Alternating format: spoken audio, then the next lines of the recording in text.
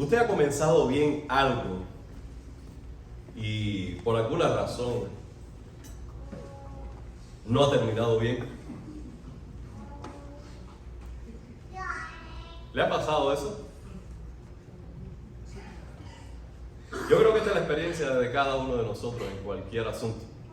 No importa si sea importante o cotidiano. Todos hemos tenido esta experiencia. Hemos comenzado bien y no hemos terminado de la manera que deseábamos. Y siempre nos preguntamos al final, ¿qué fue lo que pasó? Tenía las recetas correctas, tenía los pasos correctos, tenía todo pensado. Sin embargo, en algún punto perdí el rumbo. En algún punto se malogró. En algún punto una variable externa a tu ecuación se sumó y entonces no tuviste el resultado que tú esperabas. Todos hemos tenido esa experiencia. El deporte es una de las formas en que nosotros vemos esto más a menudo. Se prepara el bateador, está en el cuadro y de pronto una bola, segunda bola, tercera bola, todo dice, wow, se ganó la primera base. Y de pronto viene una recta al medio, cuando el bateador estaba confiado dice, es solo uno. Voy a esperar otro. Y viene una segunda bola que es strike, en la esquinita de adentro, rozando el codo. Dice, tengo que batear porque el hombre ya se puso para la cosa. En ese momento, el pitcher inteligente hizo un lanzamiento, un slider que parecía que venía al centro, pero se abrió al final y el bateador, así descolgado, tira el bate y lo ponchan. Todo pensaba que iba a llegar a la primera base con 3 bolas seguidas, sin embargo regresa avergonzado a su equipo, ponchado. Lo mismo ocurre en un juego de fútbol. A veces en un juego de fútbol, en el primer tiempo, un equipo recibe 2 goles y tú dices, esto va a ser una goleada. Pero algo pasa en el medio tiempo, toman coraje, se renueva la confianza. Y entonces vienen en el segundo tiempo y remontan con 3 goles. Y ganan. Todo parecía que iba por un rumbo, pero al final el juego termina en otro sentido. Los apostadores en esto se llevan la peor. Porque cambiando de un bando, poniendo para otro y sumando dinero para aquí y otro para allá, el dinero siempre apostado está mal usado, pero así peor aún. Porque los pronósticos no eran como pensaban. En este sentido, Gálatas capítulo 3 tiene 2 versiones. Gálatas, como cualquier carta, es un diálogo entre dos. Una parte es el escritor, el apóstol, que está atendiendo pastoralmente preocupaciones de la iglesia. La otra parte es toda la congregación. Pero esta verdad de la cual venimos hablando se aplica para ambos casos. Desde el punto de vista del apóstol, el pronóstico que él tiene es el siguiente. Yo llegué a Gálatas, los Gálatas me amaron.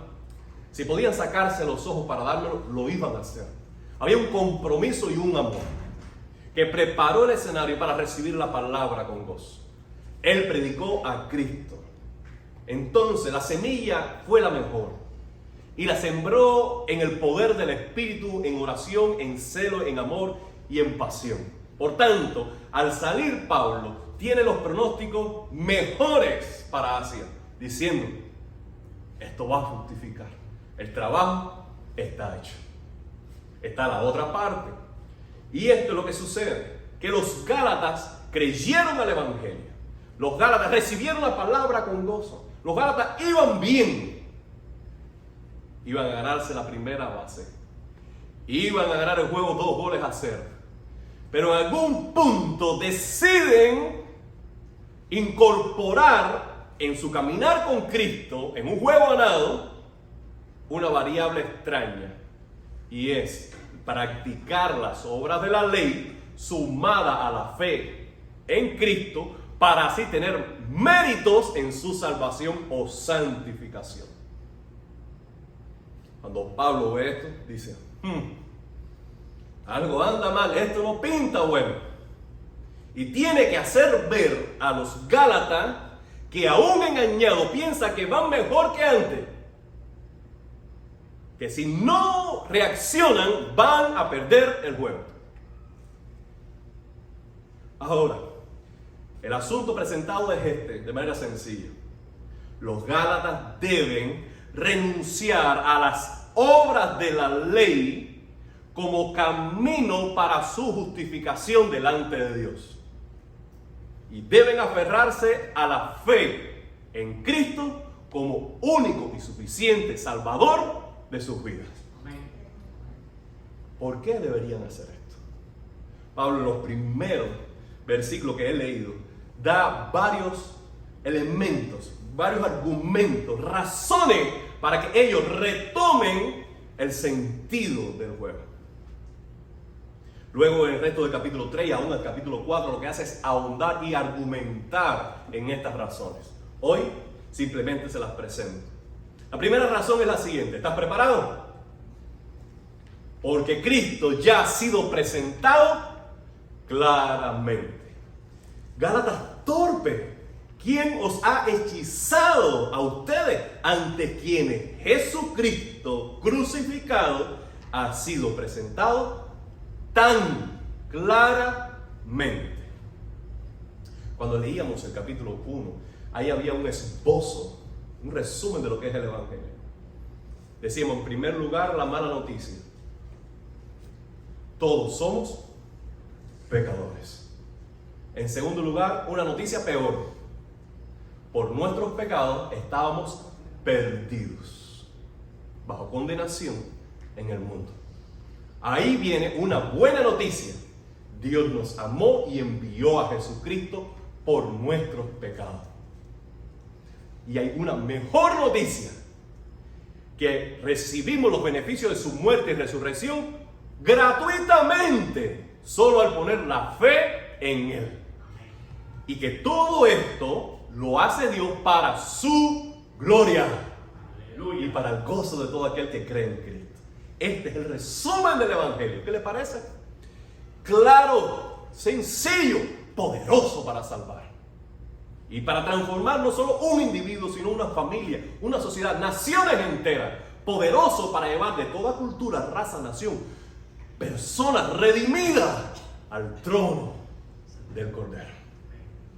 Ahora, Cristo fue presentado claramente. Si yo se lo puedo presentar a ustedes claramente, ¿usted se imagina la charla de Pablo?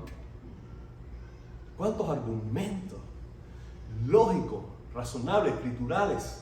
¿Cuánta elocuencia, cuántas herramientas tenía el apóstol a su haber para presentar a este Cristo ahora de una manera única a los Gálatas? No debería quedarnos para nosotros ninguna duda de que el magisterio del apóstol dentro de ellos fue el mejor. Ellos recibieron la mejor escuela. Cristo presentado.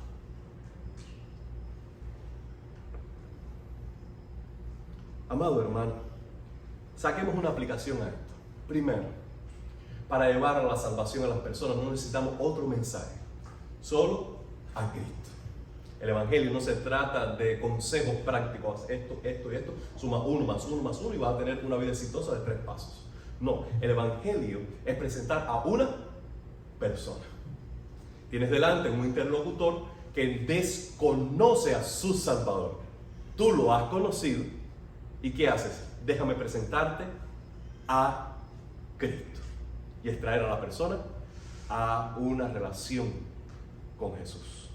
Segundo, esta presentación deberíamos esforzarnos por hacerla cada vez más clara. No se trata de ganar argumentos, no se trata de mostrar conocimiento, no se trata de vencer para tu orgullo decir, ¿sabe qué? Lo dejé callado. No se trata del testimonio de la historia que vas a contar cuando llegues a casa o cuando estás con los hermanos en Cristo. Tú no puedes hablar con nadie pensando en cómo vas a contar la historia de cómo fue. Tú estás presentando una persona. Déjame presentarte a Cristo. Y hacerlo cada vez más claro, más sencillo. El cristianismo se establece sobre esta base. Estamos presentando a un rey trascendental espiritual, cuyo reino es espiritual y eterno. Pero estamos presentándose a personas humanas, de carne y hueso, atadas y limitadas por diferentes razones, dentro de ellas los elementos culturales en los que se desarrollan. Por tanto, este es el desafío misionero, conociendo lo trascendental del Evangelio y del Reino, ponerlo en términos sencillos de que cualquier persona, en cualquier cultura, en cualquier nivel intelectual pueda entender el Evangelio. La salvación viene a través del camino de la comprensión. La persona debe entender. ¿Y tu meta cuál es? Que comprendan. Por tanto, debe ser humilde esa presentación y ponerte en función de siervo y decir, yo tengo a Cristo y mi servicio es este, presentarlo tan fiel y tan claramente que la persona pueda comprender para tomar una decisión razonable. Cristo es mi Salvador. Yo estoy perdido. Esto es gratuito. Voy a acudir. Es la decisión que tiene que tomar ese corazón para ser salvado. Por tanto, tiene que entender el Evangelio. No se va a hacer nunca una profesión de fe genuina sin una comprensión clara de lo que se está haciendo. ¿Acaso alguien llega a salvación por casualidad? ¿Acaso alguien de pronto amaneció en la mañana y dice, ¿sabes qué? ¿Soy salvo? No. Tiene que entender el Evangelio, tiene que poner la fe en su Salvador y esto requiere comprensión. Por tanto, nosotros como iglesia debemos trabajar en ella, presentar a Cristo fiel y claramente. Ahora, esta es la segunda razón por la cual ellos deben redirigir su camino. Porque lo que había ocurrido, que ellos estaban siendo seducidos por hombres con malas intenciones. ¿Quiénes eran esos hombres? No eran de los apóstoles, no eran enviados de Jerusalén, no eran de la primera generación de discípulos de los apóstoles, no. Estos eran hombres que, saliendo del judaísmo, no pudieron desprenderse de los ritos, de las costumbres, de las leyes, y querían seguir siendo hebreos bajo la ley, pero reconociendo que ahora Cristo es el Salvador. Estos hombres, Pablo los enfrenta a lo largo de todo el Nuevo Testamento.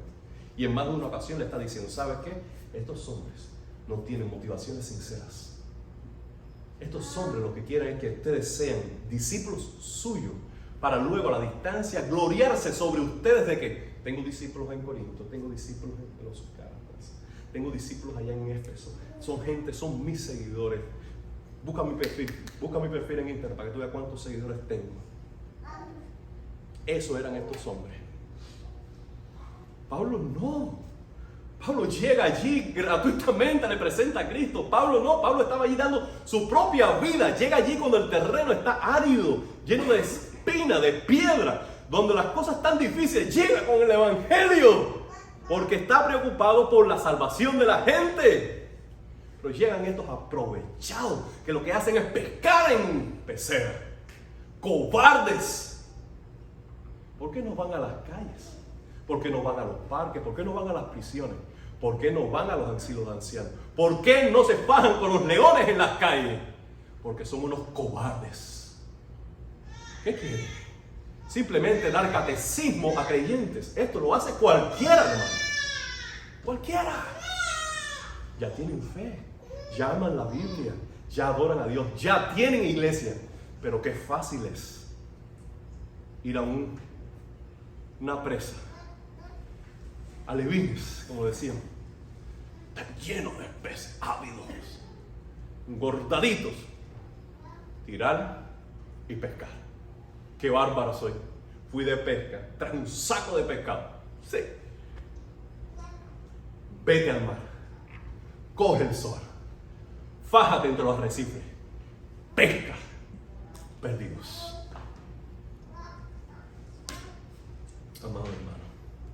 quien no está dispuesto a pagar un precio es un aprovechado. Déjame decirle algo sinceramente. No por tener un nombre de cristiano necesariamente es sincero. No por estar en una iglesia y pararse detrás de un púlpito necesariamente tiene motivaciones buenas. Todos nosotros, todos y cada uno de nosotros debe sopesar, evaluar, discernir las motivaciones de las personas que se acercan a nosotros con cierta instrucción. Valorar su carácter, su vida, su manera de proceder, y entonces evaluar si el bocadillo que me presenta es digno de alimentarse. No seamos ingenuos. No seamos ingenuos.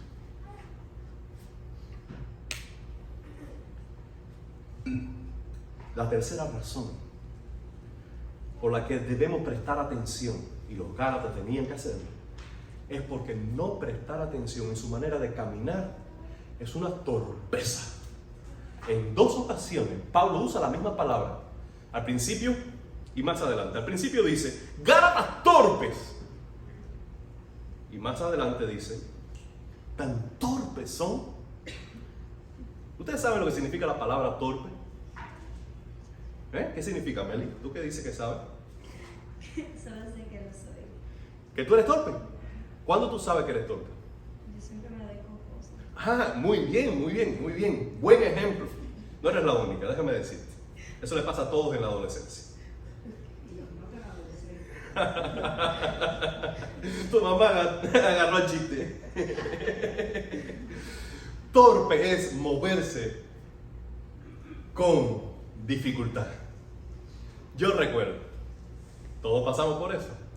Cuando éramos niños, todo nuestro cuerpo estaba como parejito, en la mayoría de los casos. Llega a los 11, 12, 13 y empiezan los miembros a desproporcionarse. Los pies, las manos, tu cuerpo crece tan rápido que no sabes manejar los espacios. Pasa por un lado y ¡bum! Búscalo. Vas a coger el vaso y piensas que el vaso está más distante y lo que haces es virarlo. Todos nos pasa eso. ¿Por qué? Porque el crecimiento está siendo muy grande. Entonces nos volvemos torpes. Hay personas que no arreglan esto en el resto de la vida y se la pasan tropezando y cayendo. Si alguien se cayó, todo el mundo dice, ya yo sé quién fue. No me lo digan. Porque si le pasa algo a alguien, le pasa a esa persona. Es moverse con dificultad, hermano. Ahora, lo difícil de la situación de los Gálatas es que nadie le ponía esas dificultades, sino que ellos mismos se metieron en las patas de los caballos. Ellos mismos se provocaban las dificultades y después estaban tropezando. Es como si tú eres un poco regado. Supongamos que alguien haya regado aquí en esta casa. Supongamos. Y que durante el día tú haces y deshaces. Por la noche hay algo que ocurre en esta zona de aquí que tienes que ir al baño. Y tú te levantas corriendo. ¿Qué pasa? Estás tropezando y casi maldiciendo en el camino. ¿Quién puso esto en el medio? ¡Ay, Dios mío! Y llegas al baño de una dificultad. ¿Quién puso los obstáculos? Tú mismo, por no ordenar durante el día. Por no poner las cosas cada una en su lugar. Después tropiezas con tus propias cosas. Así sucede en la vida cristiana. Eso lo hicieron los discípulos de Pablo en Galacia. Ellos estaban dejando la sinceridad del evangelio. Ellos estaban volviendo a los ritos y después estaban tropezando. Eran torpes con dificultades que ellos mismos estaban generando. Amados hermanos, no somos tan difíciles, tan diferentes a los Gálatas. Todos nosotros tenemos dificultades en nuestro caminar. Sí, muchas veces esas dificultades son ajenas a nuestra voluntad. Muchas veces esas dificultades son por personas terceros o por circunstanciales, por cosas que pasan y punto. Pero otras tantas son por decisiones que vamos tomando en el camino, que vamos poniendo obstáculos en nuestra senda, que nos las pasamos tropezando por decisiones en el pasado. Pablo dice, ustedes son unos torpes. Son unos torpes. Están dejando a Cristo para enredarse con otras cosas.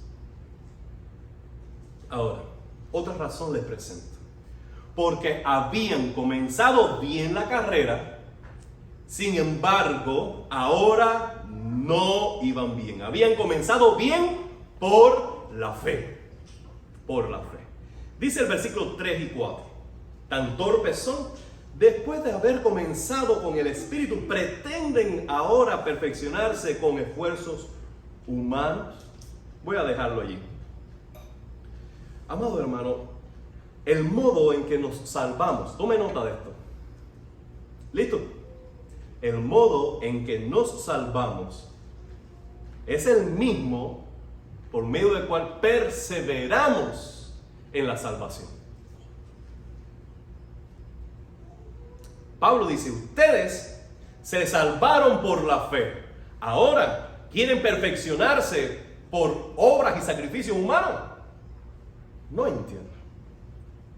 El principio subyacente a esto es este.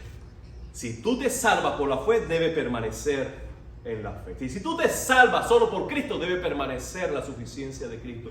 Si tú te salvas en una relación personal con Cristo, debe permanecer en una relación personal con Cristo. Lo que no fue necesario para la salvación, nunca lo será para tu santificación. ¿Por qué nos enredamos con tantas cosas? Lo único que tenemos que hacer es perseverar en aquello que fue genuino y necesario en un inicio para nuestra salvación. Y así. Dice Colosenses capítulo 2, versículos 6 y 7. Por eso, de la manera que recibieron a Cristo Jesús como Señor, vivan ahora en Él. ¿Cómo es eso? Arraigados y edificados en Él, confirmados en la fe como se les enseñó y llenos de gratitud. ¿Se dan cuenta lo que dice Pablo? De la manera que recibiste al Señor, ahora sigue en Él. ¿Cómo? Arraigado y edificado en Él, permaneciendo en la fe, en lo que se te enseñó, y que durante todo el proceso haya gratitud a Dios. Amado hermano, hay otra razón que Pablo les da, y es que si se vuelven a las obras de la ley, ustedes están invalidando las experiencias auténticas de su salvación. Experiencias. ¿Puedes decirlo conmigo? 3I. Experiencias. ¿Hay lugar para las experiencias en la vida cristiana? Dime, Feliz. ¿Hay lugar para las experiencias en la vida cristiana? Por supuesto que sí. Es más, le voy a decir lo siguiente. Antes, en el antiguo pacto, toda la teología de los patriarcas, Abraham, Jacob, Isaac, toda esa generación, hasta Moisés en el Sinaí, todas esas generaciones tenían una sola teología. Entiéndase, teología, conocimiento de Dios. ¿De dónde venía? De una experiencia con Dios. ¿Cómo sucedía? Abraham seguía a Dios. Dios le pedía el sacrificio de su hijo. Él está dispuesto a sacrificarlo. Dios lo detiene y le provee un cordero que sustituye el sacrificio de su hijo. Después de esa experiencia, ¿qué dijo Abraham acerca de Dios? Este es Jehová que provee. Y hizo un artículo de fe. Jehová es proveedor.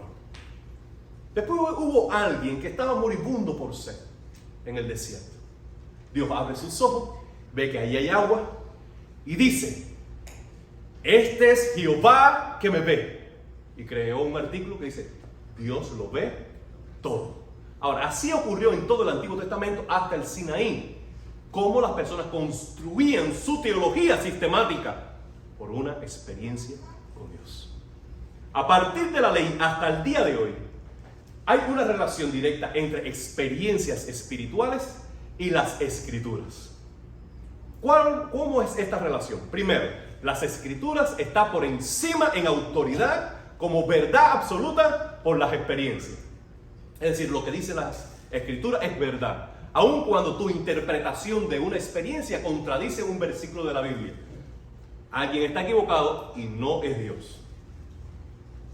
Debemos ajustar entonces nuestras experiencias a los criterios bíblicos. Segundo, nunca debemos alimentarnos por base de las experiencias, sino que debemos alimentarnos por la fe en la palabra de Dios. Las experiencias no deben ser un amuleto que tú dices, no he tenido últimamente una experiencia trascendental, por tanto algo anda mal. No. Tu amuleto, tu apoyo, tu bastón es la palabra de Dios. Tú cojeas, apóyate en la palabra de Dios. Tú estás débil, apóyate en la palabra de Dios. Las experiencias seguirán a aquellos que tienen una genuina fe en las escrituras. Tú no debes buscar las experiencias, tú tienes que buscar a Dios en las escrituras. Y las experiencias te acompañarán si tu fe es genuina. Pero siempre tiene que ir de la mano las dos cosas, porque la fe auténtica en las escrituras se validará con una experiencia auténtica. No hay un cristiano sin una experiencia con Dios. Tú no adoras solo por las escrituras. Tú adoras porque tienes una experiencia con Dios. Tú no oras solo porque la Biblia lo dice, sino porque ya tú tienes una experiencia con el Dios que te escucha. Por tanto, si tu fe es genuina, tú vas a experimentar a Dios, porque nosotros tenemos un Dios vivo. Un Dios vivo. Ellos habían tenido experiencias con Dios y la tuvieron a partir de poner su fe en Cristo. ¡Wow! ¿Cómo habrán sido? Ahora están abandonando la fe que fueron suficientes para dar una experiencia con Dios, para hacer otras cosas. Pablo dice, ven acá, aquellos que experimentaron en el principio. ¿Por qué fue? ¿Por leerse un libro de la ley y sumar 1 más 1? Y si es 2, ¿ya? ¿Qué experiencia tengo? Descubrí el 2. No, eso fue por la fe. Y Dios respondió a su fe en él. Pablo está enumerando allí, o mencionando al menos, un tipo de experiencia que puede acompañar al creyente y que acompañó sobre todo a esa generación, y son los milagros. Versículo 5, al darle Dios su espíritu y hacer milagros entre ustedes, ¿lo hace por las obras que demanda la ley o por la fe con que han aceptado el mensaje? Déjame decirle, preguntarle, familia, respóndame por favor. ¿Qué es un milagro? ¿Qué es un milagro? Todos cuando hablamos de milagro decimos la salvación es un milagro. Por supuesto, el más grande. Muertos estábamos en nuestros pecados, al poner nuestra fe en Cristo, Dios nos resucita juntamente con Él. De vida, de muerte a vida. Ok. ¿Qué es un milagro aparte de la experiencia de salvación? Lo voy a explicar de esta manera lo más sencillo, porque yo no sé hacerlo de otra manera, porque no soy ducho en la materia. Primero, Dios estableció leyes naturales en el universo. Cuando la vida sigue el curso natural de los principios en la creación, no hay milagro. ¿Qué cosa es el milagro? Es un hecho de maravilla que supera el orden natural de los principios físicos que Dios ha establecido en la vida común. Cuando eso ocurre, ha habido un milagro. Dice Pablo que aquellos creyentes experimentaron milagros solo por tener fe. ¿Cómo ahora van a dejar esas experiencias milagrosas? ¿Cómo ahora van a dejar lo sobrenatural del Evangelio para conformarse al régimen de la ley? ¿Cómo? Hay lugar para lo milagroso en la vida cristiana. Lo siga viendo. Cuando Dios lo ve necesario. Cuando Dios quiere glorificar su nombre. Él efectúa milagros. Contra todo pronóstico, contra todas cuentas, contra todas las estadísticas, Dios obra para su gloria. ¿Y qué es lo que mueve a Dios en esa dirección? Solo el tener fe. Déjame decirle por último, amado hermano, ellos debían regresar solo a la salvación por fe y abandonar las obras de la ley, porque nunca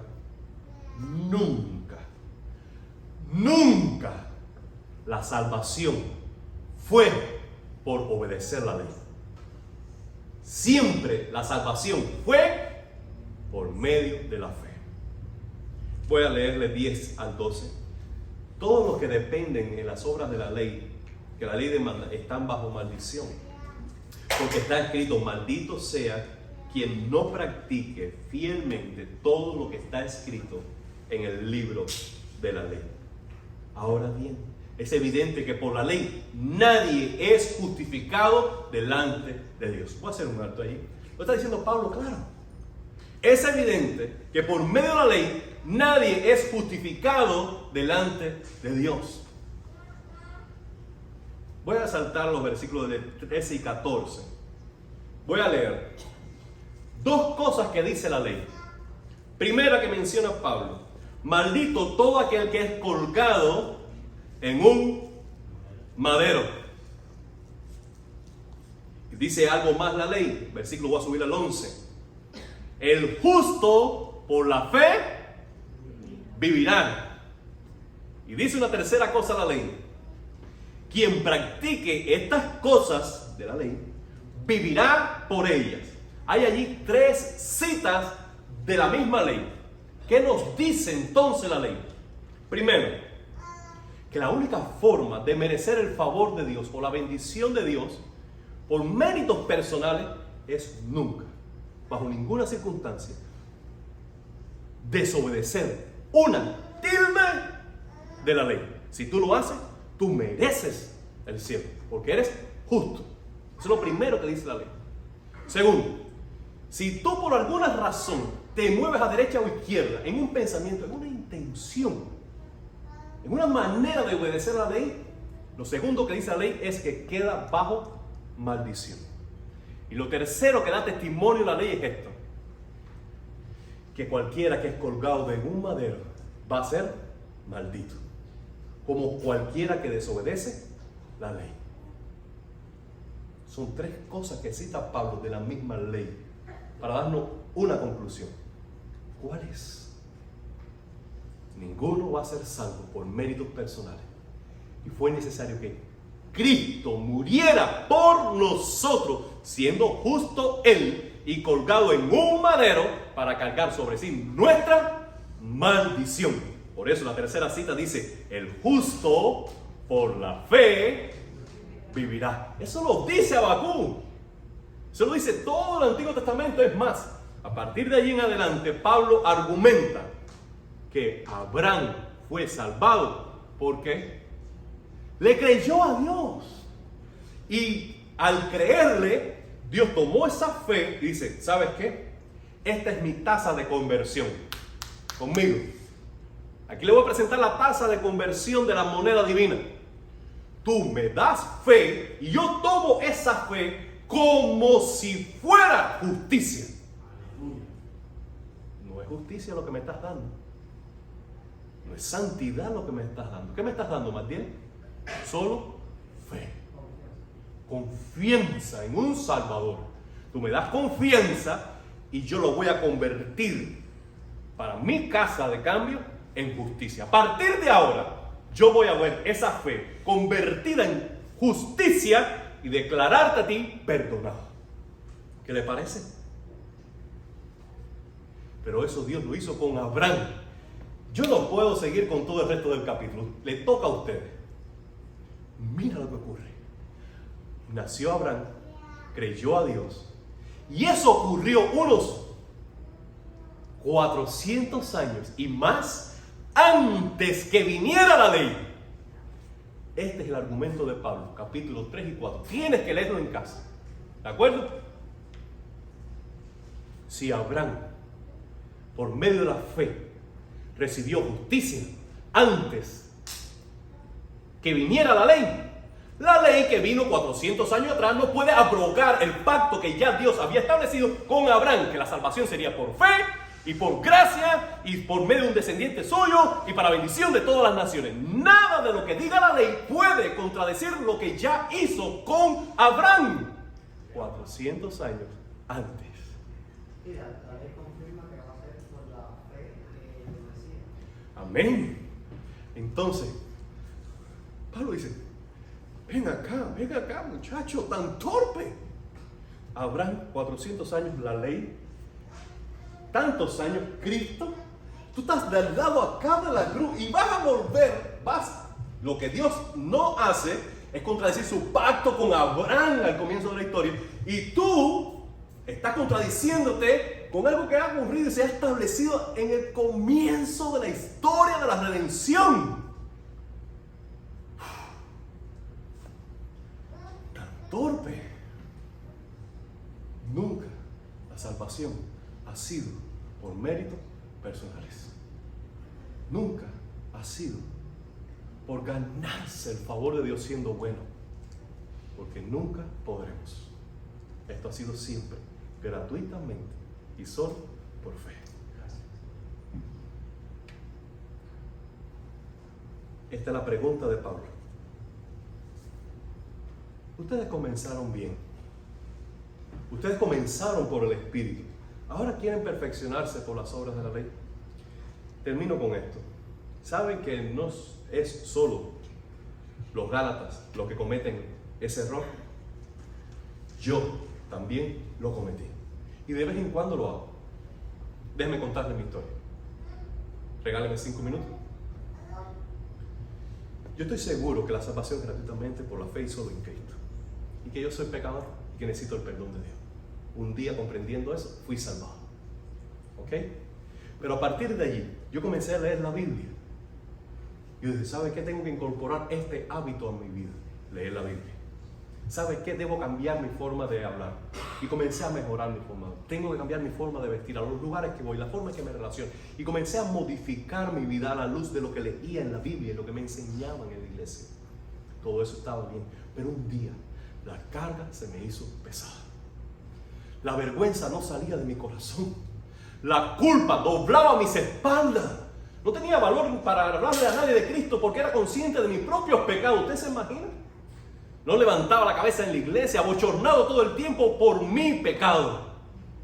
¿Qué había ocurrido? Un día comprendí que es solo por fe, solo por gracia, solo por Cristo. Y una relación con mi Salvador. Después de allí, quise vivir mi vida cristiana por mis fuerzas, tomando la ley y queriendo vivir por ella. Olvidé que lo que tenía que hacer es esforzarme en la gracia de mi Señor Jesucristo. Comprendí que la vida cristiana no se trata de hacer algo para Cristo. No, nunca se trata de eso. Se trata de tener una relación con tu Cristo. Y en esa relación, Cristo comience a vivir a través de ti. Tú no pudiste salvarte. Tú no puedes ser santo. Lo que tú no pudiste hacer en el comienzo, nunca lo podrás hacer. Entonces, ¿qué te queda? Hacer lo mismo que hiciste un día. Venir a la cruz. Es decir, toda mi confianza, no solo para salvación, sino para santidad, está en ti. La santidad solo va a ser posible si tú tienes una relación con Jesús. No con la Biblia solamente como una ley ajena. No, la Biblia es un instrumento que te ayuda para tener una relación con Jesús. No se trata de orar todos los días. No se trata de leer la Biblia todos los días. No se trata de no faltar a un servicio en la iglesia. No se trata de eso. Todo eso colabora a lo siguiente: una relación personal con Cristo, en la que Él entonces comienza a vivir a través de ti. No se trata de hacer algo para Él, sino que Él obre su vida, su propósito, su pensamiento, su voluntad a través de ti en una relación personal con Él. ¿Tiene sentido para ti? Déjame hacerte una pregunta y termino. 3. ¿Preparado para la primera bola? Primera, ¿ha habido un momento en tu vida cristiana mejor que el presente? Déjame hacerte la pregunta otra vez. ¿Ha habido un momento en tu vida cristiana mejor que el presente tuyo? Segunda pregunta. ¿Cómo evalúas ese momento mejor que ahora? ¿Porque tenían más actividades? ¿Porque tenían más viajes? ¿Porque tenían más campamentos? ¿Porque tenían mejores amigos? ¿Qué es lo que tú valoras en ese mejor momento, según tu opinión, que califica tu experiencia hoy más pobre que aquella? Si es lo que acabo de mencionar, no estás evaluando bien. Pero, si lo estás comparando en esto, de que pasabas más tiempo con Jesús, de que te deleitabas más en su palabra y en la oración, de que con más alegría compartías a Cristo. Si esta experiencia en algún momento en tu historia cristiana ha sido mejor experiencia que la de hoy, me queda la tercera pregunta. ¿Qué te impide retornar al camino? ¿Qué te impide hoy volver al primer amor? ¿Qué te impide hoy tener pasión por la cruz? ¿Qué te impide hoy volver a tu mejor momento y superarlo? ¿Qué te lo impide? Solo tu duro corazón. Debes retomar tu camino. Tú estás en esta posición. 3 bolas y 2 strikes. Cualquier cosa puede pasar. O tú ganas la primera base o te ponchas en el camino. Pero tú tienes que prepararte para esta bola que te estoy tirando. Tú necesitas regresar a tu mejor momento, a tu mejor forma, a tu mejor condición, a tu mejor corazón cristiano y superarlo para la gloria de Dios. ¿Asumes el desafío? Ya está hecho. Vamos a orar.